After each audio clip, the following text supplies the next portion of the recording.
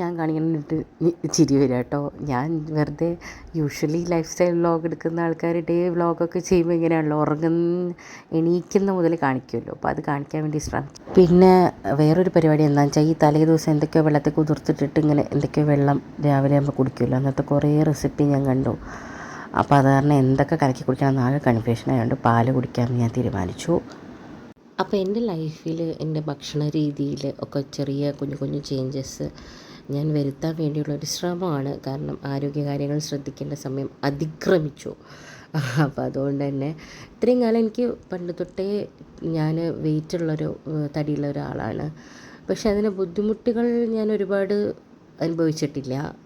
പക്ഷെ ഒരു 3-4 വർഷമായിട്ടാണ് അതിൻ്റെ നല്ല പ്രശ്നങ്ങൾ ഞാൻ അനുഭവിച്ച് തുടങ്ങിയത്.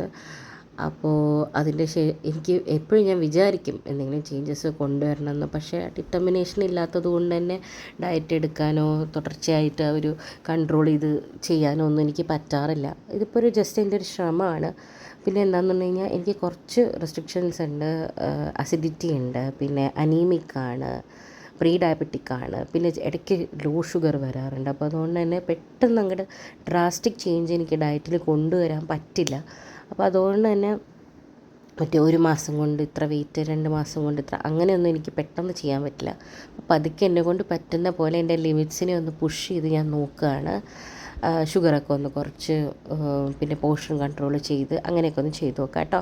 അപ്പോൾ രാവിലത്തെ ബ്രേക്ക്ഫാസ്റ്റ് ഞാൻ വാസ്കുട്ടിനെ കൊണ്ട് വിട്ടിട്ടാണ് കഴിക്കണത്. അപ്പോൾ കൊണ്ട് വിട്ട് കഴിഞ്ഞാൽ പിന്നെ എനിക്ക് സമയം കിട്ടുള്ളൂ. കാരണം വേറെ കാര്യങ്ങളൊക്കെ ട്രൈ ചെയ്ത് നോക്കണമല്ലോ, ഉണ്ടാക്കി നോക്കണമല്ലോ. അപ്പോൾ ഞാൻ ചെറുപയറും റാഗിയും കൂടെ ഉള്ളൊരു ദോശ ട്രൈ ചെയ്തു. ടേസ്റ്റ് ഉണ്ടായിരുന്നു കേട്ടോ നന്നായിട്ട്. പക്ഷേ അതിൽ റാഗി ഉള്ളതുകൊണ്ട് ദോശ അങ്ങോട്ട് മുരിയാനൊരു ബുദ്ധിമുട്ടുണ്ട്. ചെറുപയർ മാത്രമായിരുന്നു വെച്ചിട്ടുണ്ടെങ്കിൽ നല്ലോണം മുരിഞ്ഞ് കിട്ടിയിരുന്നു. അപ്പോൾ ആ ദോശ ടേസ്റ്റ് ഉണ്ടായിരുന്നു. അപ്പോൾ അത് കഴിച്ചു. അതൊരു 2-3 ഞാൻ കഴിച്ചു കേട്ടോ. കാരണം പെട്ടെന്ന് എനിക്ക് അങ്ങോട്ട് ഒരുപാട് എണ്ണം കുറയ്ക്കാനൊന്നും വയ്യ, വിശക്കുണ്ടേ, നല്ലോണം വിശക്കും. രാവിലെ ഉച്ചയ്ക്കും എനിക്ക് കുഴപ്പമില്ല ക്വാണ്ടിറ്റി കുറയ്ക്കാൻ. വൈകുന്നേരം ആകുമ്പോഴാണ് വിശപ്പ് കൂടുതലാവണത്.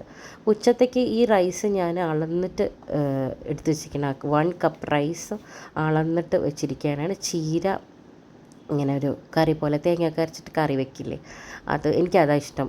തോരനേക്കാളും അങ്ങനെയാണ് ഇഷ്ടം കേട്ടോ. അപ്പോൾ അത് പിന്നെ ഇത് ഇടിച്ചക്ക തോരനാണ് കേട്ടോ. അപ്പോൾ ചക്കയൊന്നും ഇപ്പോൾ വലിയൊരു ഗുണമുള്ള സാധനമല്ല, എന്നാലും കുഴപ്പമില്ല. ഉള്ള പച്ചക്കറികൾ നന്നായിട്ട് കഴിക്കാൻ, ചോറ് കുറയ്ക്കാനുമായിട്ട് ശ്രമിക്കുകയാണ്. പിന്നെ മീൻ വറുത്തതൊന്നും എനിക്ക് കട്ട് ചെയ്യാൻ പറ്റില്ല. മീൻ കറി കട്ട് ചെയ്യേണ്ട കാര്യമില്ല, നല്ലതാണ്. പക്ഷേ മീൻ ഫ്രൈ അത്ര നല്ലതല്ല. എന്നാലും കുറച്ച് എണ്ണങ്ങളൊക്കെ കുറയ്ക്കാം, ക്വാണ്ടിറ്റി എടുക്കുന്നത് കുറയ്ക്കാമെന്ന് പറഞ്ഞിട്ട് ശ്രമിക്കുകയാണ് കേട്ടോ.